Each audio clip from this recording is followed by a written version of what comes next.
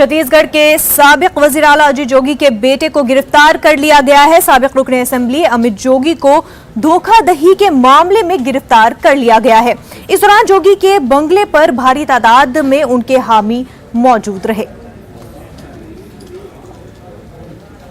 भूपेश बघेल मानसिक संतुलन खो बैठे हैं। भूपेश बघेल सत्ता के मद में इतने चूर हो गए हैं कि उनको न्यायपालिका, भारत की न्यायपालिका की कोई परवाह नहीं है। वो सोचते हैं छत्तीसगढ़ की पुलिस हाईकोर्ट के ऊपर है।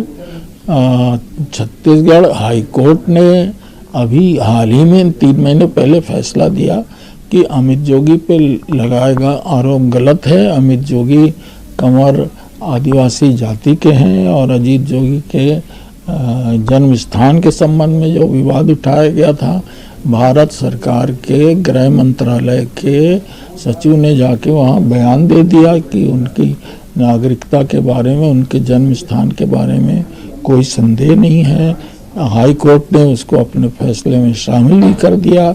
पर भूपेश बघेल इतना घबरा गया है कि दंतेवाड़ा में अभी उपचुनाव है। आज ही मेरा उम्मीदवार वहाँ नामांकन दाखिल कर रहा है। उसको लग रहा है कि हम हार जाएंगे, अमित जोगी वहाँ ना पहुँच पाए। तो अमित जोगी को हाईकोर्ट का आदेश होने के बावजूद भी गिरफ्तार कर लिया है।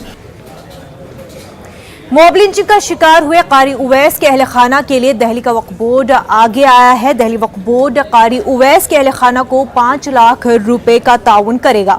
बोर्ड के चेयरमैन अमानतुल्लाह खान जुमेरात को कैराना का दौरा करेंगे। आपको बता दें कि दिल्ली रेलवे स्टेशन पर कारी उवैस हुजूमी तशद्दुद का शिकार हुए थे, जिसमें उनकी मौत हो गई थी।